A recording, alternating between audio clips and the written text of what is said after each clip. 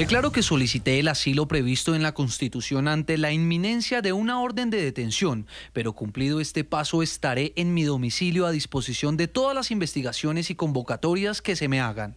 Declaro que no existe ninguna delación, prueba o depósito que me vincule a ningún hecho delictivo y mucho menos con la empresa Odebrecht o la realización de alguna de sus obras. Bueno, y esta ha sido la reacción del expresidente peruano Alan García a través de un comunicado que fue leído por su secretario. Luego de que Uruguay rechazara otorgarle el asilo que solicitó a esta nación hace 2 semanas. García se encontraba refugiado en la residencia del embajador uruguayo en Lima. Sin embargo, al conocerse esta decisión del gobierno de Tabaré Vázquez, aseguró que va a permanecer en su domicilio y que será respetuoso a la ley peruana.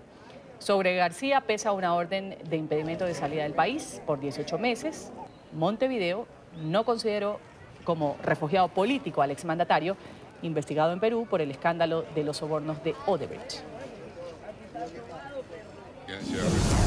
El presidente Vázquez argumentó que la decisión de no conceder el asilo político al expresidente Alan García se tomó después de un profundo estudio de la situación, en conjunto con Jurídica de Cancillería y con el secretario y prosecretario de Presidencia, respaldados en elementos jurídicos y legales del derecho internacional.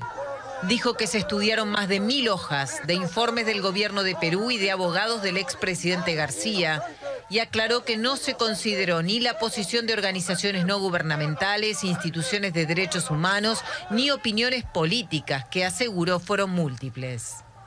El gobierno del Uruguay ha considerado que las investigaciones judiciales contra el expresidente Alan García no constituyen persecución política, tratándose de imputaciones vinculadas mayoritariamente a hechos económicos y administrativos desarrollados durante sus 2 gestiones como presidente constitucional de la República del Perú.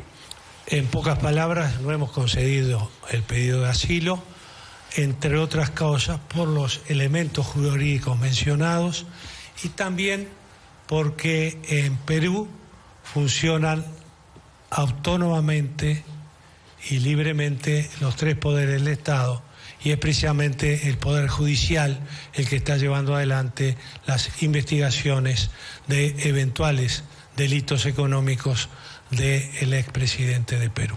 Por estas consideraciones estrictamente jurídicas y legales es que el gobierno uruguayo, el presidente y el canciller, como lo establece la ley, no concedemos el asilo político al señor Alan García.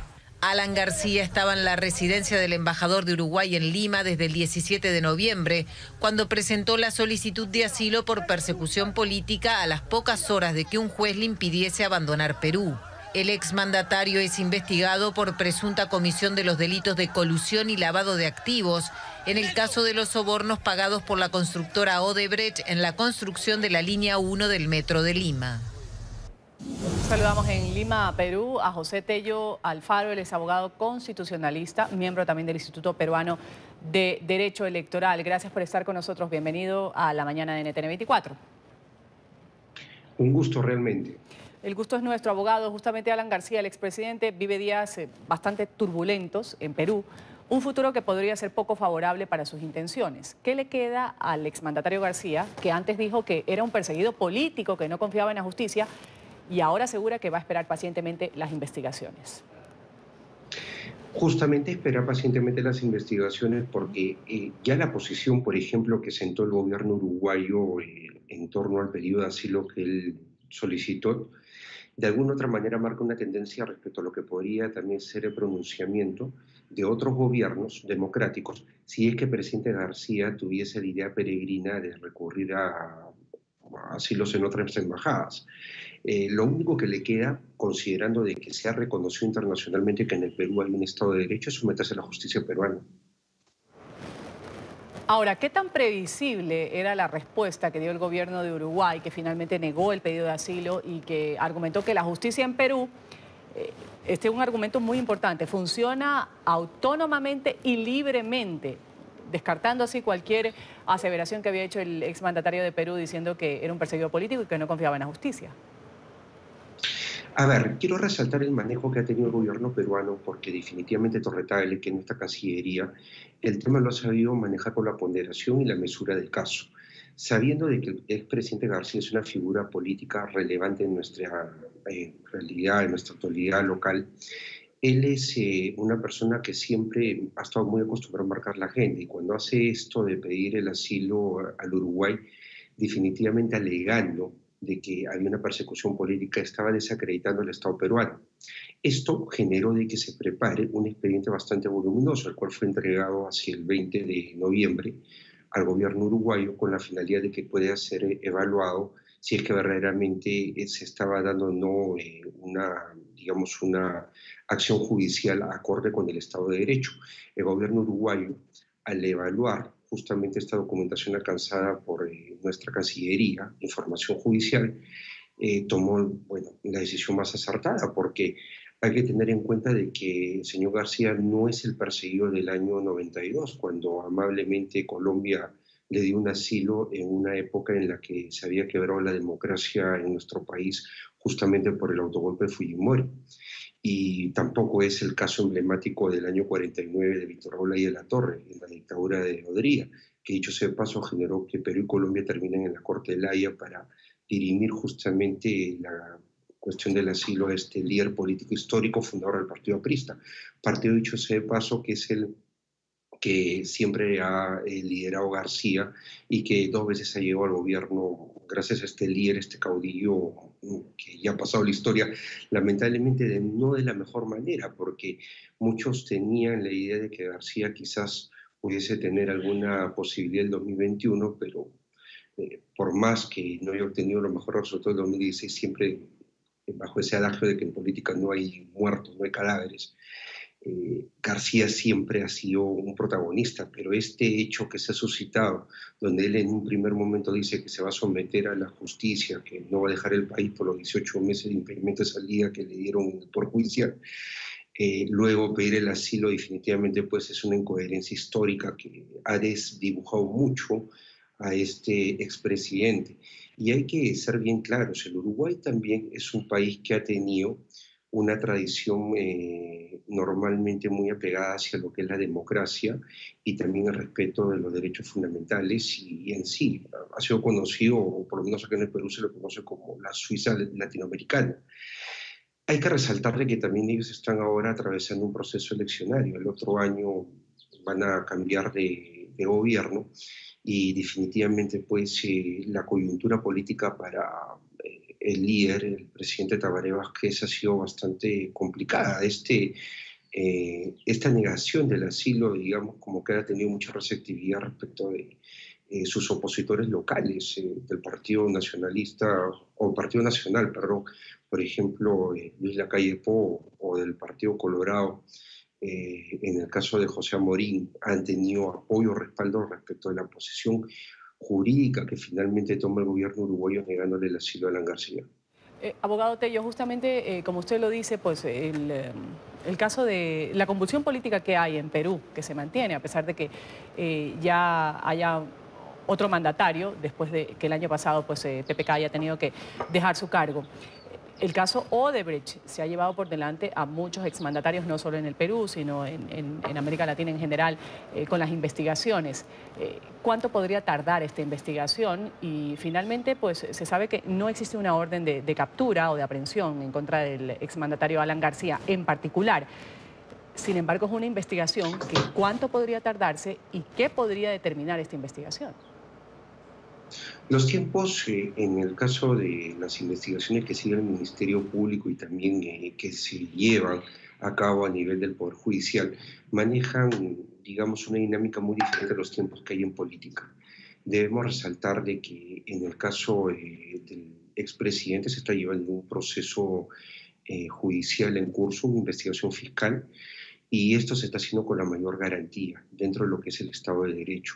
Acá lo que hemos tenido nosotros es una etapa muy convulsionada. Es más, con ustedes hemos tenido oportunidad antes de analizar, por ejemplo, el tema de la renuncia del presidente Kuczynski, pero si nosotros advertimos, en el Perú todo este tipo de situaciones han dado, y quiero resaltar o reiterar lo que manifesté hace unos meses por este importante medio, se ha dado todo este tipo de cambios en democracia, no hemos tenido el histórico cuartelazo que ha marcado gran parte de la vida de nuestro país, intervención de las Fuerzas Armadas. Acá hemos tenido cambios muy drásticos, muy profundos, pero en democracia. Y los procesos se han dado dentro del marco constitucional, dentro del marco legal.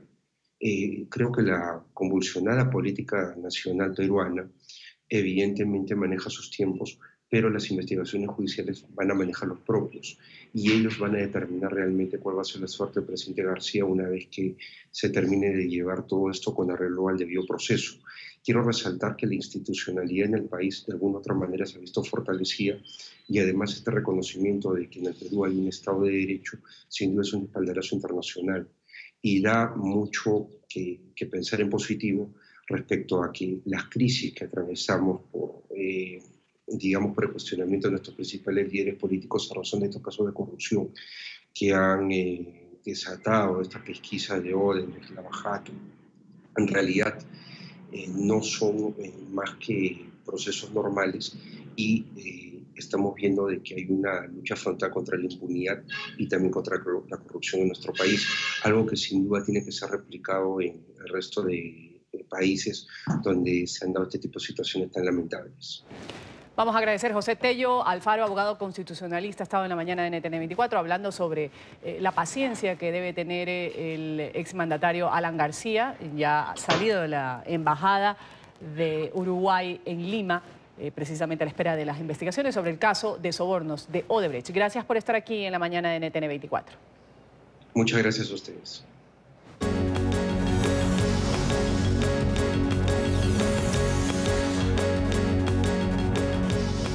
Con 19 en México. A esta hora el presidente Andrés Manuel López Obrador ofrece su conferencia de prensa matutina. Lo decíamos el día de ayer, el mandatario anunció que todos los días a las 7 de la mañana iba a tener un encuentro con la prensa para hablar sobre la situación del país y las políticas que iba a implementar. Lo escuchamos. Si esto no les parece justo a los funcionarios públicos, servidores públicos del más alto nivel de los tres poderes, pues tienen su derecho a manifestarse también, como lo están haciendo, y la autoridad competente va a resolver. Lo que yo sí creo es que hubo un cambio y se va a aplicar una política de austeridad. Y aquí recuerdo lo que decía el presidente Juárez. El presidente Juárez decía que el servidor público tenía que aprender a vivir en la justa medianía. Por eso la diferencia entre funcionario y servidor, Morelos decía, siervo de la nación. El servicio público no es para hacer dinero, es para servir a los ciudadanos. De todas maneras, de todas formas, tienen libertad para inconformarse acerca de que si ganan menos se va a fomentar la corrupción. Eso es poco serio, muy poco serio. Yo creo que hay deshonestidad cuando un funcionario público acepta recibir hasta 600,000 pesos mensuales. Eso es corrupción. En un país con tanta pobreza, si un servidor público quiere ganar, como sucedía, 600,000 pesos mensuales, pues eso es un acto de deshonestidad. Pero bueno, ese es mi punto de vista. Yo respeto el derecho a disentir. Hay que ver cuánto ganan los servidores públicos en otros países. Yo recuerdo que hace un año que escribí un libro, hice una investigación y los altos funcionarios públicos de México eran de los mejores pagados del mundo. Esto no puede seguir sucediendo, pero insisto, hay un auténtico Estado de Derecho, o sea, no de chueco. No, pero vamos a resolver. O sea, y además se va a argumentar y la autoridad competente resuelve y no hay ningún problema.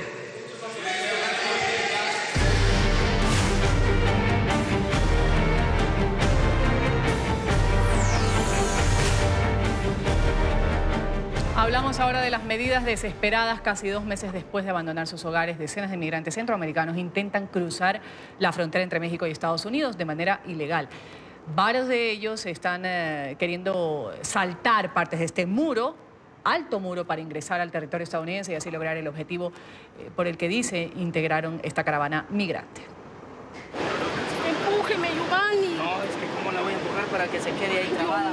Cerca de las playas de la ciudad mexicana de Tijuana, fronteriza con la estadounidense San Diego, un puñado de migrantes que llegaron en caravanas desde Honduras se impulsaron el domingo unos a otros para trepar la reja de metal oxidado en un tramo vulnerable del muro fronterizo, lejos del entramado de púas recientemente instalado por el ejército de Estados Unidos. Apenas habían brincado hacia el lado estadounidense cuando agentes de la patrulla fronteriza los rodearon y los detuvieron. Los niños gritaron y lloraron. No, jefe. No, yo no me quiero entregar. ¿Qué piensas de la gente, de la raza que se fue ahorita? Que están bien, van buscando su sueño americano también, jefe. Que Dios los cuide y los guarde porque está cabrón. La caravana migrante que salió de Honduras recorrió más de 4.000 kilómetros durante más de un mes, con el objetivo de llegar a Estados Unidos, en donde buscan pedir asilo huyendo de la pobreza y violencia en Centroamérica. En otro punto de la frontera, en Ciudad Juárez, otras decenas de migrantes cruzaron el lunes hacia Estados Unidos para entregarse a las autoridades. Van a ser procesados poco a poco, eventualmente serán turnados a las autoridades competentes como ICE y ERO, que son los que van a hacer la decisión de la custodia de estas personas. El presidente Donald Trump acusa a los migrantes de la caravana, que llegó a sumar 7.000 personas, de querer perpetrar una invasión a su país y desplegó miles de soldados a la frontera.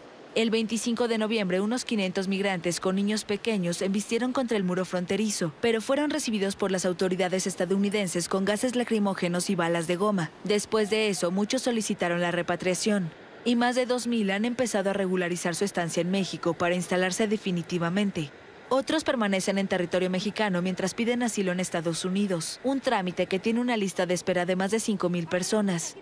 2.000 migrantes están en un nuevo albergue, pero según autoridades, unos 500 centroamericanos se rehúsan a abandonar el primer albergue a la intemperie, que ha sido clausurado, y el resto de los integrantes de la caravana se han esfumado. ¿Y en dónde se avanzaron el primer?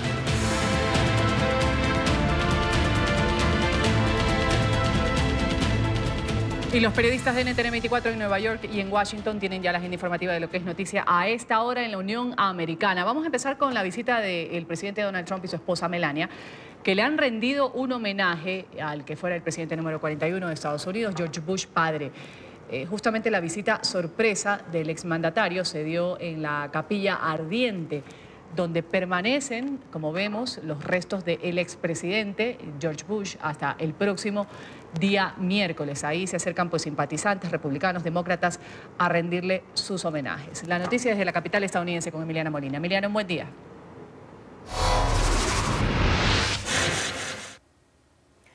Buenos días. Al Capitolio llegaron anoche el vicepresidente Mike Pence, acompañado por su esposa, líderes demócratas y republicanos, algunos jueces de la Corte Suprema y también familiares de George Bush padre, como su hijo George W. Bush, también expresidente estadounidense. El mandatario actual, el presidente Donald Trump, por su parte, honró la memoria de Bush horas después de que culminara la ceremonia fúnebre acá en el Capitolio, y una vez la capilla ardiente abrió al público a partir de las 7:30 de la noche.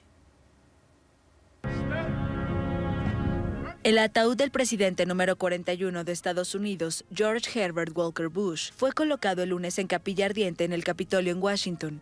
Bush falleció el viernes a los 94 años en su casa de Houston. Sus restos fueron trasladados el lunes desde Texas a bordo del avión presidencial prestado por el presidente Donald Trump. El homenaje solemne en el Capitolio se realiza el primero de 4 días de honras fúnebres al exmandatario. Acudieron su hijo mayor y presidente número 43 de Estados Unidos, George W. Bush, su esposa Laura y sus familiares. Fueron oradores el vicepresidente Mike Pence, el jefe de mayoría republicana en el Senado, Mitch McConnell, y el presidente de la Cámara de Representantes, Paul Ryan. There was a kindness about the man. Había una bondad en el hombre que era evidente para todos los que lo conocieron. Todos esos años en el servicio público se caracterizaron por la amabilidad, la modestia y el patriotismo. Modesty and patriotism. Bush fue presidente desde 1989 a 1993. Antes fue un condecorado piloto de caza de la Segunda Guerra Mundial y ex jefe de la CIA. Además fue vicepresidente de Ronald Reagan. El público podrá despedirlo en la rotonda del Capitolio. Bush será honrado con tributos y servicios en Washington y Texas, donde será enterrado el jueves. El miércoles habrá un funeral de Estado en la Catedral Nacional de Washington. Bush padre deja un impresionante legado, pues fue piloto de la Segunda Guerra Mundial.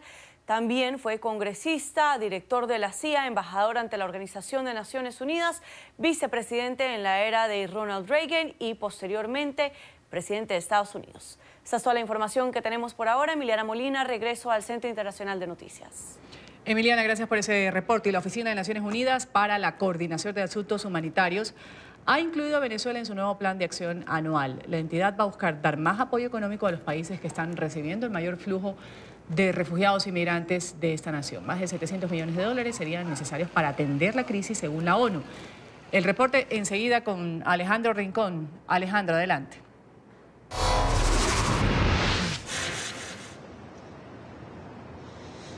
Hola, es un gusto saludarlos desde la ciudad de Nueva York. Nunca antes en la historia la Organización de Naciones Unidas había tomado la decisión de incluir a Venezuela dentro de su plan de previsiones para la gestión de desastres humanitarios a nivel global. Sin embargo, para el 2019 es la primera vez que este organismo internacional ve la necesidad de separar una parte de su presupuesto con el objetivo de aliviar en algo la situación de las millones de personas que han huido de Venezuela por cuenta de la crisis humanitaria en esa nación. Estima Naciones Unidas que se necesitan al menos 738 millones de dólares que serían entregados principalmente a los países que reciben la mayor parte de esos emigrantes venezolanos, la mayoría de ellos en América del Sur. Es el caso de países como Ecuador, Colombia y Perú, los que recibirían la mayor parte de estos recursos. A propósito de esta decisión de la Organización de Naciones Unidas, el director de esa oficina, la que creó ese plan presupuestario para atender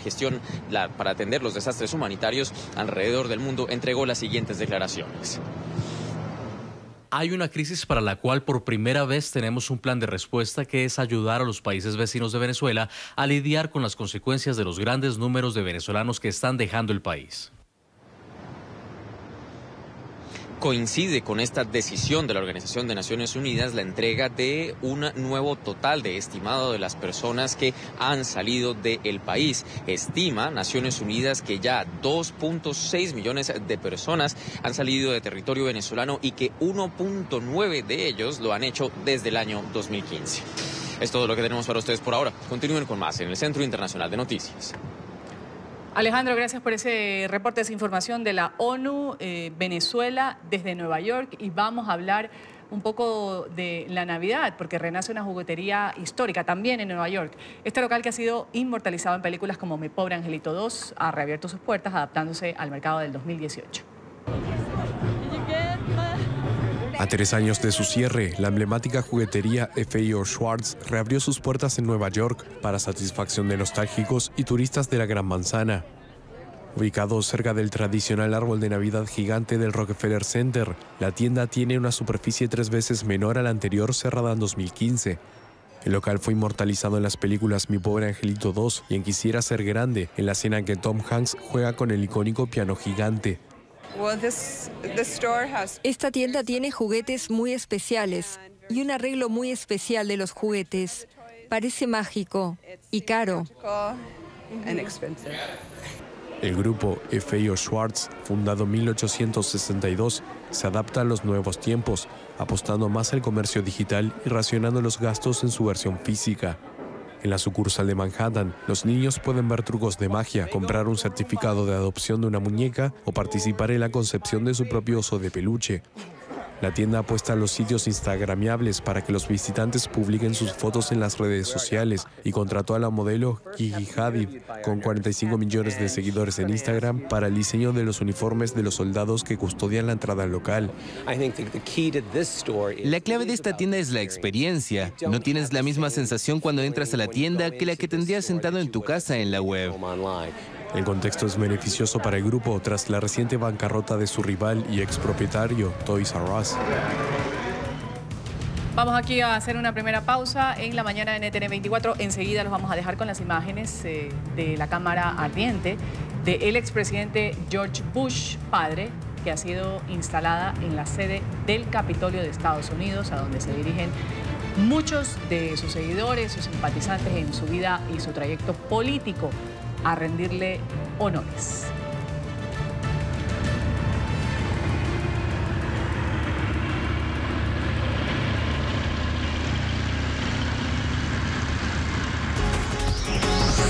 Ya regresamos con La Mañana.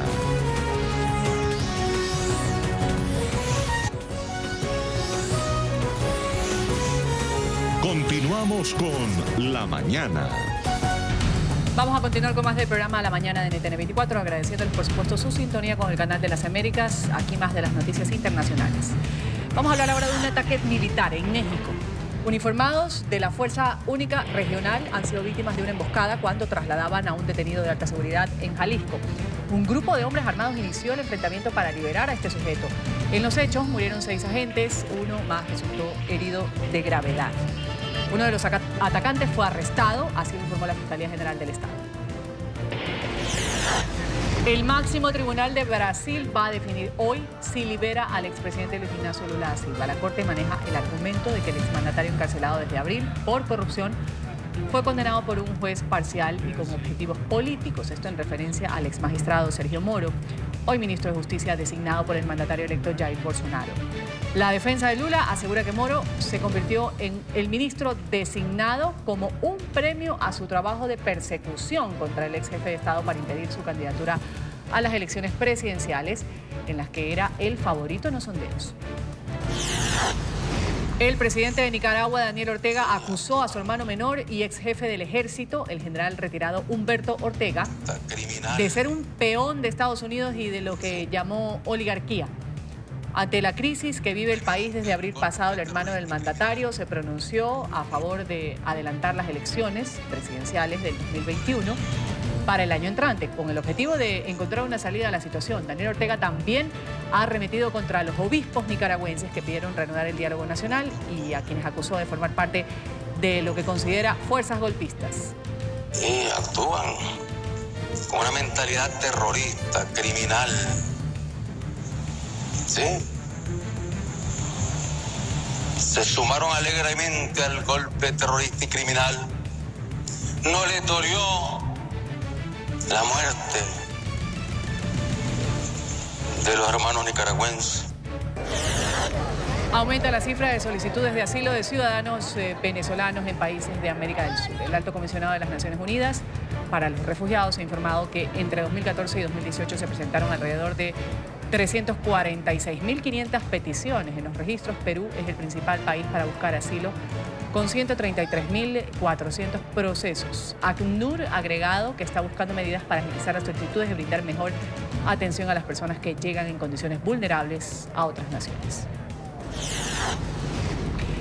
El considerado nuevo jefe de la Cosa Nostra, Settimio Mineo, de 80 años, fue detenido en una operación en Italia denominada Cúpula 20. En el operativo fueron arrestados 46 presuntos miembros de esta organización mafiosa que tiene influencia en Sicilia y en Estados Unidos. Ucrania va a presentar una denuncia contra Rusia ante la Corte Internacional de Justicia, con sede en Haya, por la que ha considerado un acto de agresión después de que guardias fronterizos rusos apresaran 3 buques de la Armada ucraniana y también a 24 marineros en aguas del Mar Negro, cerca de la península de Crimea, que formaba parte del territorio ucraniano y que Moscú se anexó en el 2014.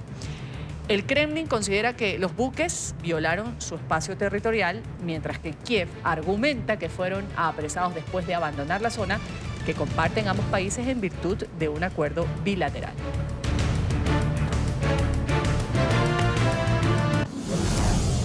Y se fue Nicolás Maduro a Rusia, donde va a mantener una reunión de trabajo con el mandatario Vladimir Putin para revisar, ha dicho, la cooperación que mantienen ambos países y en busca de inversiones para mejorar la economía de la nación petrolera, que todo el mundo sabe atraviesa una profunda crisis. El viaje de Maduro se da horas después de recibir en Caracas al presidente turco.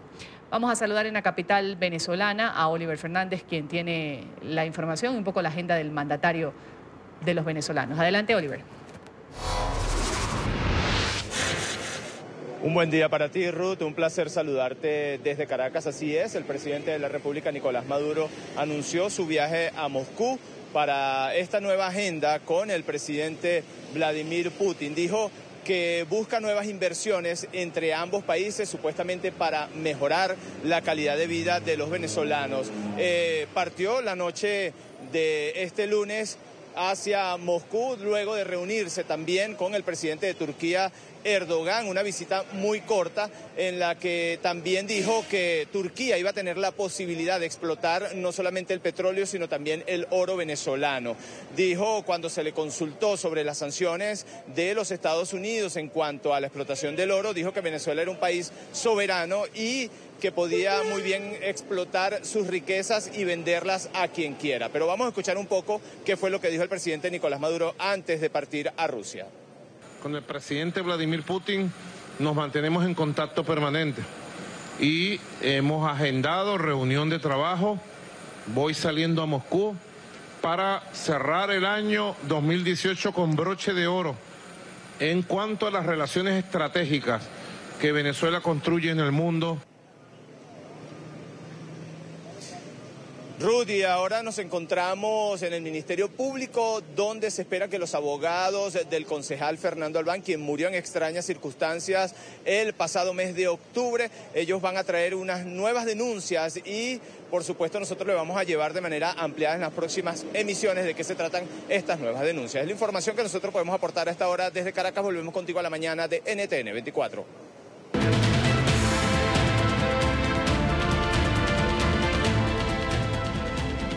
En España continúan las reacciones al triunfo del partido ultraderechista Vox en las elecciones en la región de Andalucía, al sur, en la que logró 12 diputados y tuvo una fuerte caída el Partido Socialista, que ha gobernado durante mucho tiempo. Hoy miles de personas han protestado en varias ciudades contra el auge de la extrema derecha.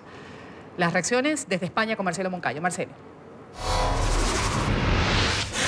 Hola, ¿qué tal? Un cordial saludo para todos ustedes en la mañana. Amigos televidentes, 2 días después de las elecciones autonómicas en Andalucía, las reacciones no paran ante la futura participación que tendrá el partido de extrema derecha Vox en la vida política andaluza. Una situación que pone en apuros a los socialistas, que llevan gobernando 36 años consecutivos en esa región del país. Ahora los partidos populares y ciudadanos, que quedaron segundos y terceros en la pasada elección andaluza, se disputan la presidencia de la región, además de considerar que estos resultados, que no permiten que el Partido Socialista pueda seguir gobernando en solitario, deberían motivar al presidente del gobierno, Pedro Sánchez, a renunciar a su cargo y convocar próximas elecciones generales. A tenor de estos resultados y del batacazo electoral que se ha llevado el Partido Socialista, Pedro Sánchez debería convocar elecciones de inmediato. Yo creo que su aventura después de la moción de censura, patrocinada por los enemigos de España, por los podemitas, por los independentistas y por los batasunos, ha concluido. Su huida hacia adelante ya solo perjudica los intereses de los españoles. Y después de perder su principal feudo electoral, lo que le queda simplemente es una autonomía en la que ganó las elecciones y el resto una respiración asistida por parte del partido Podemos, que retirará en cuanto mejor le venga a Podemos y no cuanto mejor le venga a España. Pero la derrota del Partido Socialista Obrero Español en Andalucía es la derrota del sanchismo y es la derrota de Pedro Sánchez. Los andaluces han sido los primeros españoles que le han dicho a Pedro Sánchez: basta ya de humillación, basta ya de agachar la cabeza frente a los separatistas, basta ya de gobernar España con quien quieren romperla. Amigos televidentes de La Mañana, pero además es del propio Partido Socialista quien en las últimas horas ha dejado una puerta abierta para iniciar la retirada de la actual presidenta andaluza Susana Díaz, que habiendo ganado las elecciones podría no volver a gobernar, pues la suma de los votos de los partidos de derecha la superan. Nuestro papel está siempre subordinado al éxito de nuestro proyecto político y siempre estamos a disposición de la organización que con generosidad siempre nos ha otorgado la confianza. Y con esa generosidad estamos siempre a disposición de lo que diga la organización. Televidentes de La Mañana, es importante recordarles que el presidente Pedro Sánchez derrotó a Susana Díaz en las elecciones de la Secretaría General del Partido Socialista. Desde entonces, la relación entre ellos no es de las mejores. Este es el informe para La Mañana. Sigan ustedes con más aquí en NTN 24. Hasta pronto. Hasta pronto, Marcelo. Corte comercial aquí en La Mañana. Enseguida hablamos de Francia, un país que estaba prácticamente sumida en la violencia por las protestas. Ahora pues hay un revés que ha dado el presidente Emmanuel Macron. El anuncio lo ha hecho el día de hoy. ¿De qué se trata? Al volver. Ya regresamos con La Mañana. Continuamos con La Mañana. Gracias por continuar con nosotros aquí en La Mañana. Vamos a revisar lo que es noticia en el mundo y hablamos de las medidas desesperadas después de 2 meses de haber abandonado sus sitios, sus lugares de origen. Ahí vemos a los migrantes centroamericanos, lo que sucedió en las últimas horas. Pretendían subir este muro fronterizo entre México y Estados Unidos, trepar esta valla para ingresar a como dé lugar a territorio estadounidense, lograr el objetivo por el que dicen salieron de sus países de origen, la violencia que los atormenta y la pobreza también. Los migrantes se quejan del hacinamiento que hay en los albergues en Tijuana y también están reportando demora en estas solicitudes de pedidos de asilo. Y esta fue la imagen del día de ayer. Muchos se sorprendieron la llegada del presidente Donald Trump y su esposa Melania, que asistieron a la capilla ardiente del exmandatario George Bush padre, que fue instalada en la sede del Capitolio. El lunes se llevó a cabo en la ciudad de Washington el primer día de homenajes públicos al expresidente que falleció el pasado viernes a los 94 años de edad. Trump y su esposa guardaron silencio ante el ataúd en la rotonda del Capitolio, donde una guardia de honor acompaña los restos mortales. Mañana se va a llevar a cabo el funeral de Estado en la capital estadounidense. En México, 4 personas han muerto tras caer una avioneta en una casa en Culiacán, en el estado de Sinaloa. Las aeronaves tipo Cessna perdió altura, repentinamente impactó en la vivienda. Los ocupantes, 4, murieron de manera inmediata, mientras que 3 personas que estaban en la residencia han resultado con heridas. El piloto había reportado fallas mecánicas antes de estrellarse. La Fiscalía General de Ecuador ha aplazado la toma de versiones relacionadas con la indagación previa contra la vicepresidenta María Alejandra Vicuña por supuestos cobros irregulares conocidos como diezmos. La vicepresidenta alegó que su abogada tenía otra diligencia judicial al mismo tiempo y pidió el aplazamiento. El presidente Lenín Moreno ha eximido de sus funciones a Vicuña para, según dijo en un comunicado, permitirle ejercer su defensa sin interferencia en sus funciones como vicepresidente. La ONU ha incluido por primera vez a Venezuela en su plan humanitario anual, mediante el cual va a suministrar ayuda a los países sudamericanos y del Caribe, receptores de la mayor parte de venezolanos que han abandonado Venezuela a causa de la crisis. El plan ha sido presentado en la sede de Naciones Unidas en Ginebra. Su capítulo dedicado a la situación venezolana va a requerir una financiación de 738 millones de dólares con el fin de llegar a 2.2 millones de beneficiarios. Israel ha iniciado un operativo militar para destruir túneles que llegaban a su territorio desde el Líbano. Según los altos mandos de las fuerzas militares, la operación Escudo del Norte tiene como objetivo frustrar ataques fronterizos orquestados por Hezbollah. El ejército ha informado que se hallaron varios túneles antes de iniciarse el operativo y que estos no suponían una amenaza para los civiles israelíes. El presidente de Irán ha amenazado a Estados Unidos con impedir la exportación de crudo desde el Golfo Pérsico. Hassan Rouhani advirtió de nuevo que va a tomar estas medidas si Washington llega a frenar la venta de crudo iraní. El mandatario iraní aseguró que, pese a las sanciones impuestas por la administración Trump por su controvertido programa nuclear, la República Islámica va a seguir vendiendo su petróleo. Y el gran Luka Modric se llevó el Balón de Oro 2018. Pocos lo hubieran dicho, aquel niño pequeño, muy tímido, refugiado de la guerra que desmembró Yugoslavia, se convertiría en el mejor jugador del mundo. Pero así, tal cual, ha sido la vida de este croata, 33 años de edad, marcada por la superación y el talento. Modric, finalista del Mundial de Rusia con Croacia, ahí fue elegido el mejor jugador del torneo.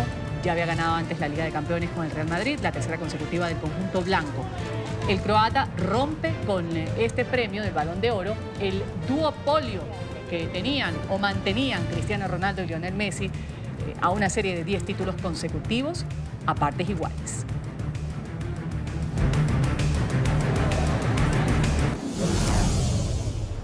Las manifestaciones, algunas se tornaron violentas el pasado fin de semana en París y en otras ciudades de Francia.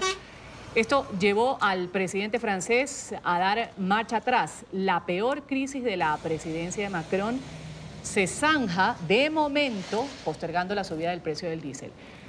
Hace poco el presidente francés, su primer ministro, fue quien anunció un aplazamiento para la entrada en vigor de la ecotasa prevista para el próximo 1 de enero. Esta alza suponía 3 céntimos de euro más sobre el precio de la gasolina y 6 céntimos sobre el gasóleo. Después de haber escuchado estas demandas expresadas por todos los interlocutores con los que me he reunido en las consultas de estos últimos días, suspendo por una duración de 6 meses estas medidas fiscales. Vamos a saludar aquí en nuestro set de noticias a Philippe Bolland, analista político, experto también en relaciones internacionales. Gracias por estar con nosotros, Philippe. Muy buenos días. Un buen día.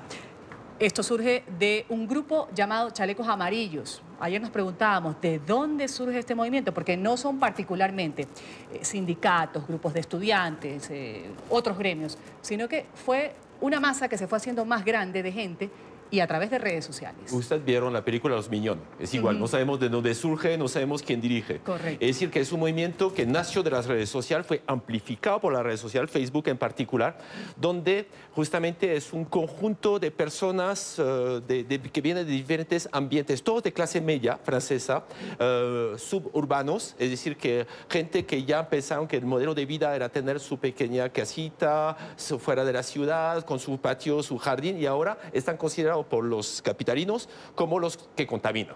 Los contaminantes, la gente que por qué quieren acceder a este estatus social. Es decir, que vemos que hay dos cosas. Uno, estamos viviendo una globalización. Esta gente están exigiendo, queriendo ganar por familia 3.000 euros, o sea, casi 10 o 12 millones de pesos mensuales. Más todas las ventajas. Estamos hablando de seguridad social, estamos hablando de educación gratuita, acceso a servicios públicos. Es decir, que frente a la competencia mundial es complicado. El Estado, para mantener esto, tiene que poner taxes. Así es. Al nivel de gasolina, interesante mirar dos cifras. 1973 se necesitaba trabajar con 1 hora de trabajo, con el sueldo mínimo, pagaban 3 litros de gasolina. Ahorita con 1 hora, 6. O sea que se duplicó. Correcto. Entre comillas. Porque vemos que justamente desde hace unos años, ¿cómo se llama? El poder adquisitivo, porque lo que están pidiendo es un poder adquisitivo. La expresión no tiene, pero este poder adquisitivo, es decir, que bajó de 1.2% esos 5 últimos años. Eso es real. Se dice que han perdido 440 euros al año. Y además del poder adquisitivo que bien lo menciona, pues está el aumento en lo que usted dice aquí, el impuesto, que es lo que le preocupaba a la gasolina, pero lo decíamos también aquí, o sea, Francia tiene un modelo social estupendo. Allá la educación es gratuita, universitaria, el plan de la salud funciona también bien. Y esto en gran medida, para los que conocen la vida europea, pues se da por los impuestos que han tenido que ser elevados constantemente. Sin embargo, pues están queriendo que no suceda esto. El problema es que solamente el 50% de la población paga impuestos. Los que ganan el sueldo mínimo no están protestando. Lo que vemos, como digo, es la clase media, porque ellos reciben subsidios. Estos no reciben nada, entonces piensa que el Estado lo está dejando y piensa que son la vaca lechera que está pagando todo. Además, el gobierno hizo un error, no explicando la baja de la supresión del ISF, impuestos sobre las grandes fortunas. Entonces, en este momento, esta gente está manifestando para varias cosas. Hay una cosa por el poder adquisitivo y lo otro para cambiar la democracia. Entonces, ahí también están pidiendo de disolver el Congreso, de quitar el presidente, es decir, que poner como sea, asamblea constitutiva regionales, lo que dice el gobierno, vamos a hacer consultas, pero ellos no quieren justamente los estados generales, quieren montar poder consultativo. Están exigiendo justamente de tener gente que no sean políticos de profesión. Y del otro lado está reprochando al grupo de Macron de tener diputados muy jóvenes y que no viene del sector político, que viene de la sociedad civil. Entonces hay una no comprensión de las exigencias de ellos. Como digo, yo los veo como minion, totalmente. Y eso se juntó todo, entonces todas las protestas, la carencia que tienen ciertos franceses, la inconformidad por otra parte en el ambiente político, se juntó y esto ha sido algo no visto hace mucho tiempo. Lo que sucedió el fin de semana ardía Francia, bueno, lo decía mucho. Al nivel de la violencia, pero lo vimos con el transporte público. Pero hay una cosa interesante, es decir, que retrocedió hoy el primer ministro. Y eso le iba a decir, ¿cuál va a ser el costo político? Porque ya vemos que el primer ministro ha salido a decir, bueno, ya, vamos a aplazar. Ayer se asustó porque justamente 400 escuelas estaban entrando. Entonces sabíamos que las escuelas, las universidades, porque ya los enfermeros desde el inicio y las ambulancias estaban entrando desde el inicio. Pero ahorita, como estamos viendo otro sector y están pidiendo ¿cómo se llama?, de una huelga general, entonces ese susto lo va a pagar. Porque justamente yo no pensé que tenía que ceder, porque cedió totalmente, pero cedió, pero no, la gente no está conforme. Vimos esta mañana, estaba mostrando gente en los rompoints que decía, no logramos tener todo lo que exigimos. Es como, por ejemplo, un partido de fútbol. Es decir, que el árbitro siempre, el equipo que hincha, dice que el árbitro hizo un mal trabajo. Recordamos Colombia con este árbitro. Y aquí es decir que están inconformes, a pesar de todas las reivindicaciones principales que tenían desde el inicio, el precio de la gasolina y no subir la electricidad y el gasoil. Entonces ya retrocedió, duró un moratorio durante 6 meses, pero no va a ser suficiente. Ahora exigen más.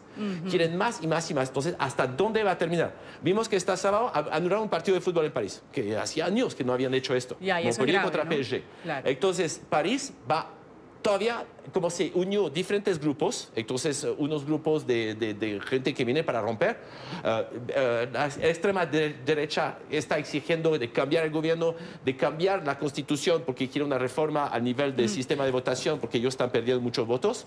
Entonces, aquí hay una inconformidad. Yo creo que los únicos, el Partido Comunista nombró un nuevo secretario general, la extrema izquierda se está tratando de unir, entonces no vemos cómo va a ser manejado. Y el problema es que vienen las europeas, y con las europeas vemos una subida de populismo en Italia, ya que es, bueno, Brasil, otro aquí en América Latina, pero eso va a ser tenaz. Es decir, que el moratorio lo hizo durante 6 meses para después de las europeas, pero creo que va a ser un conflicto hasta esta época. Excelente charla, bien lo desmenuza usted, Philippe, y me podría quedar toda la mañana hablando, mejor dicho, dejando lo que usted hable sobre la situación que vive ahora Francia. ¿En qué va a terminar? ¿Ya con lo que ha anunciado hoy el primer ministro puede ser que ya cesen las protestas o usted cree que esto va a seguir? No, las protestas van a continuar. La idea es ver cómo va a seguir la opinión pública, porque veíamos que 80%, casi 80% de la población está apoyando esos movimientos de los chalecos amarillos. Los chalecos amarillos, los que están en la calle, ellos van a seguir. Eso no van a terminar. Ellos quieren ganar una lucha final. Lo que vamos a ver es justamente si la población sigue apoyándolos. Eso no lo sabemos. Va a depender de lo que va a pasar este sábado. Yo creo que este sábado va a ser duro todavía. Y unos bloqueos, yo pienso que los bloqueos ¿cómo se llama?, las gasolineras no va a suceder. Entonces a los puertos, a los aeropuertos, lo que habían previsto, eso se va a parar un poquito. Pero una radicalización, una jihadización, a ellos no les gustan que se habla de así, pero yo creo que es una jihadización que está pasando. Vamos a agradecerle a Philippe Boland, hablando un poco sobre este movimiento de chalecos amarillos que ha ocasionado una serie de protestas en Francia. Y el nombre chalecos amarillos hace referencia a las prendas, estas fluorescentes que justamente utilizan los automovilistas en Francia en caso de incidente en una carretera. ¿Para qué? Llamar la atención. Para tener mayor visibilidad, exactamente. se ha generado toda un movimiento grande que ha generado las protestas. Y que se está exportando. Vemos que Bélgica, Alemania, también Holanda, entonces son varios países que pueden seguir, porque recordamos que Francia no son las tasas de impuestos a nivel de gasolina más alta. Inglaterra o Alemania tienen más alta. Entonces puede este movimiento seguir en otros países. Muchas gracias, Philip. Un buen día para usted. Muchas gracias. Vamos a continuar con más del programa y lo hacemos en Chile, donde el presidente Sebastián Piñera cae nuevamente en las encuestas. Un reciente sondeo muestra que el mandatario de derecha solo cuenta con el 44% de respaldo popular. Esto es un retroceso de 4 puntos con respecto al mes anterior. Vamos a saludar con el tema a nuestro periodista en Santiago, a Juan Pablo González. Juan Pablo.